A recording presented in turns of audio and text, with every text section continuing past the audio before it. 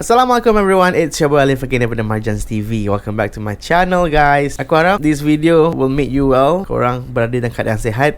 Kalau korang sihat, korang like the video. Kalau korang tak sihat, korang thumbs down, so that aku tahu ada viewer aku yang kurang sihat, dan aku akan doakan kepada korang semua agar korang sentiasa sihat dan akan mendapat segala keberkatan dalam hidup ini. So, tanpa melengahkan masa lagi, hari ni aku nak bawa satu cerita tentang lain sikit daripada cerita-cerita sebelum ni. Aku nak keluar daripada kepompong Dajjal. Aku nak keluar daripada kepompong Freemason dan sebagainya. Aku ingin bawa cerita tentang junjungan besar kita. Siapa lagi kalau bukan Nabi Muhammad SAW. Baginda Rasulullah adalah seorang yang sangat-sangat berwibawa. Kenapa aku nak kongsikan cerita ini adalah sebab cerita ini boleh menunjukkan di mata dunia bahawa betapa indahnya agama Islam itu dan betapa hebatnya baginda Rasulullah, tentang seorang lelaki yang menegakkan kebenaran, keadilan tentang bangsa. Seorang lelaki yang menentang perbezaan darjat, kasta dan sebagainya hanya dengan perbezaan bangsa. Seorang lelaki yang betul-betul merupakan anti-racism yang pertama di dunia. Ini kerana pada ketika itu, zaman itu, dalam kalangan orang Islam sendiri ada yang rasis, dan tidak hairan sehingga pada hari ini juga masih ada lagi stigma-stigma yang tak enak didengar berkaitan dengan mereka yang berlainan bangsa daripada kita. Aku harap cerita ini, video ini dapat sampai di serata masyarakat kita, sebab aku rasa ia sama penting dengan video-video yang lain. Kalau selama ni kita boleh share, kita boleh bersembang, kita boleh cerita pasal Dajjal apa semua, dan kenapa tidak untuk video pada kali ini kita share, kita sebarkan, sebab ini adalah sebuah cerita yang indah tentang Nabi kita. So guys, mari kita mulakan cerita ini. So aku akan mulakan cerita ini dengan sebuah cerita. Dengar tak? Cerita dengan sebuah cerita. Cerita tentang seorang sahabat. Cerita tentang seorang sahabat yang bernama Bilal bin Rabah. Siapa tak kenal Bilal bin Rabah, betul tak? Selepas Bilal menerima Islam dan sebagainya, dia teruk dihukum, dia teruk dibelasah, dia teruk di macam-macam dibuatlah oleh tuannya. Bilal bin Rabah ni juga adalah salah seorang pengikut terawal Rasulullah SAW.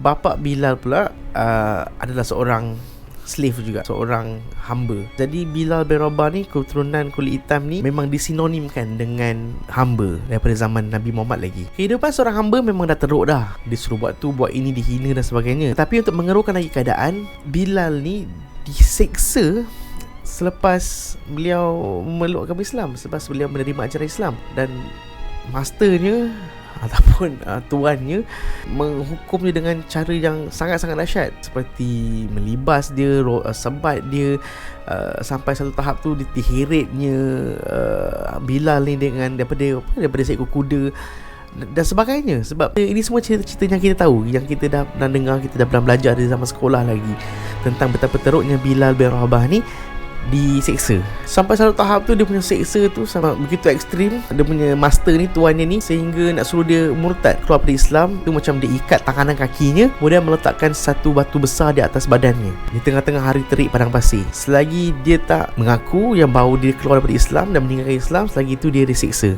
Tapi kita semua tahu guys, kisah ni macam mana, betapa hebatnya seorang pengikut ajaran Islam yang bernama Bilal bin Rabah ni, dan begitu taat dan setia kepada tauhidnya. Lagi teruk dia seksa, lagi dahsyat kepercayaan dia kepada Tuhan. Lagi teruk dia diseksa, lagi kuat tauhidnya kepada Tuhan. Masternya menyuruhnya untuk keluar daripada Islam, tapi yang keluar daripada mulutnya adalah Allah yang satu, Ahad, la ilaha illallah. Itulah yang terpacu daripada mulut seorang hamba kena siksa. Sampai satu tahap beliau disiksa, baginda Nabi Muhammad SAW menghantar seorang sahabat bernama Abu Bakar untuk pergi berjumpa dengan tuan kepada Bilal bin Rabah ni untuk melepaskan beliau. Jadi Sayyidina Abu Bakar Siddiq paksa mengeluarkan sejumlah wang untuk membebaskan hamba ini. Setelah dibebaskan, Bilal dilantik untuk menjadi seorang muazzin yang melaungkan azan untuk melaungkan azan bagi memanggil umat Islam untuk solat 5 waktu.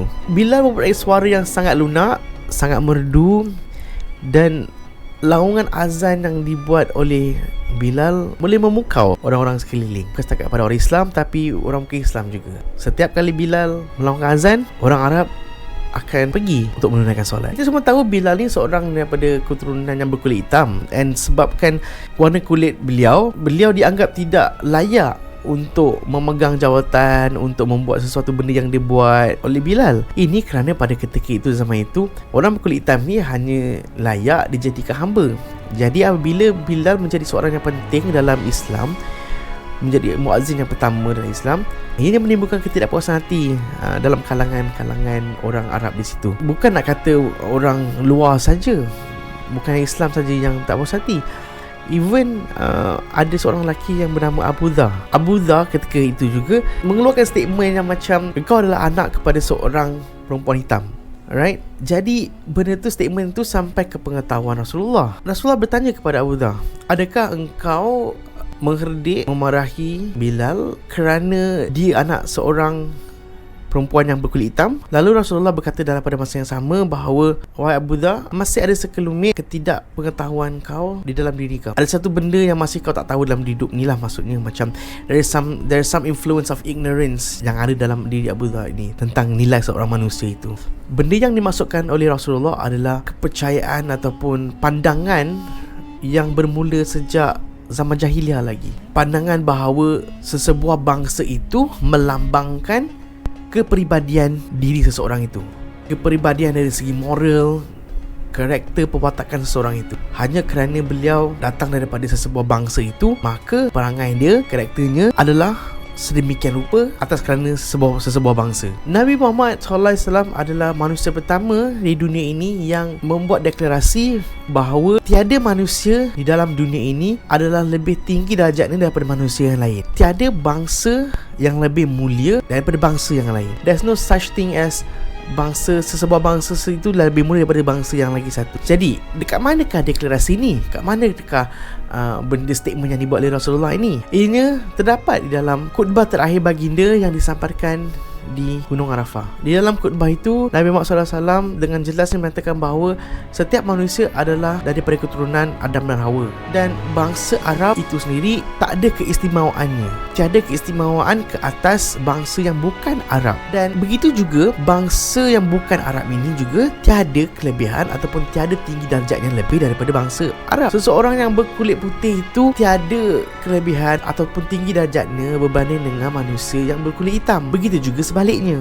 Rasulullah menjelaskan bahawa tiada bezanya antara manusia ini kecuali imanan seseorang itu dan juga amal kebaikan yang dia buat. Hanya itulah yang membezakan manusia sesama manusia, amal solehnya dan juga keimanan seseorang itu. Bermula pada situlah ajaran Rasulullah SAW tentang hak sama rata semua bangsa itu diperjuangkan oleh semua orang bagi menjalani kehidupan yang lebih baik daripada sebelum-sebelum. Dan sehingga hari ini, mereka yang berkulit hitam, mereka yang lain daripada yang lain bangsanya, masih memperjuangkan hak yang sama ini sehingga pada hari ini. Sehingga pada dunia moden ini, ayat sama yang diperkatakan oleh Rasulullah SAW diperguna pakai oleh seorang lelaki yang bernama Al-Hajj Malik Ash-Shaba, ataupun lebih dikenali dengan nama Malcolm X. Ya, seorang yang berkulit hitam yang berasal daripada Amerika Syarikat. Seorang aktivis yang memperjuangkan hak orang kulit hitam dan juga orang Muslim di Amerika Syarikat. Ini bermula selepas beliau pulang daripada haji, sebelum Malcolm X ni balik ke Amerika Syarikat. Dan ketika di Mekah, beliau menuliskan sepucuk surat ketika berada di Mekah. Surat yang sangat-sangat famous sekali. Dalam surat itu, Malcolm X menulis, terdapat ribuan orang yang mengerjakan haji. There's tens of thousands of people that performing the pilgrimage daripada serata dunia, from all over the world. Terdapat semua color manusia yang ada kat situ, yang berkulit putih dan yang kulit hitam, yang Asia dan macam-macam lagi. Daripada mereka yang bermata biru, mata coklat, hitam, semuanya. In all of the difference, we are all participating in the same ritual. Dalam semua perbezaan yang ada kat situ, pada ketika itu, kita semua melakukan sebuah benda yang sama, menunaikan ibadat yang sama. Apakah benda yang kita buat? Is displaying the spirit of unity, menunjukkan sebuah semangat unity yang sangat kuat, semangat kekitaan yang sangat kuat ketika berada di Mekah. Semangat yang di mana aku rasa benda ni takkan wujud di Amerika Syarikat. Itu yang dia tulis. Malcolm X juga menulis, dia tak pernah tengok something that is so sincere, so true of a brotherhood practiced by all of the colours yang dilakukan oleh semua orang, semua colour bersama-sama di suatu tempat yang sama. Ibadah haji yang dilakukan oleh Malcolm X itu membangkitkan semangat beliau untuk memperjuangkan this racial equality yang di-preach, yang disebarkan, yang dikatakan oleh baginda Rasulullah SAW. Apa yang diajarkan oleh Rasulullah SAW adalah anti-racism. Ianya berbeza dengan non-racism. Non-racism ni adalah di mana seseorang itu tidak berlaku rasis, tetapi dalam masa yang sama beliau tidak memperjuangkan, mereka tidak memperkatakan tentang isu racism ini secara terbuka, dan mereka tidak secara adilnya memperkatakan isu racism ini untuk semua bangsa. Baginda Rasulullah memperjuangkan hak sama rata untuk semua bangsa dari pelbagai segi.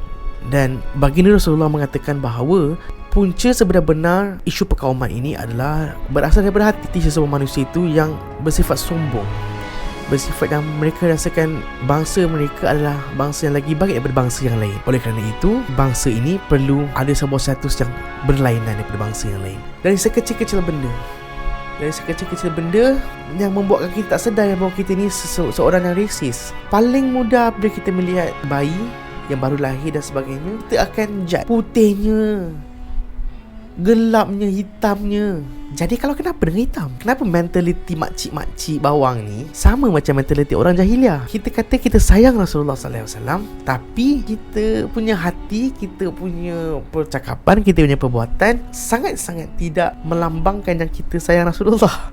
Rasulullah SAW memperjuangkan berhabisan wang ringgit, harta benda semua untuk melebebaskan hamba-hamba yang berkulit hitam ini. Kenapa kita rasa kita bagus daripada yang lain? Kenapa sesebuah keturunan Syekh Sharifah tu hanya boleh kahwin dengan Syekh Sharifah dan sebagainya, tak boleh kahwin di luar daripada keluarga mereka? Adakah sebab korang rasa korang lagi baik daripada orang lain? You know, why there should be like that? Seperti apa yang aku selalu cakap, untuk memperbaiki apa yang masalah yang kita ada hadapi sekarang ini bermula dengan kita sendiri. It start with us, within ourselves. Kalau kita tak suka sesuatu benda itu berlaku, kita kena ubahnya. Ubah daripada mana dan segi apa? Ubah daripada segi kita sendiri. It start with us. Being a better Muslim, being a better self will promote a better way of developing a better community. Akan membuatkan kita sebuah unit yang lebih baik, lebih kukuh, dengan hanya mengikut pandangan dengan ajaran Rasulullah SAW secara total. So guys, sampai di saja video pada kali ini. Kalau korang suka, stay tuned. There's more to come. See you guys on my next video. Assalamualaikum warahmatullahi wabarakatuh. Bye bye.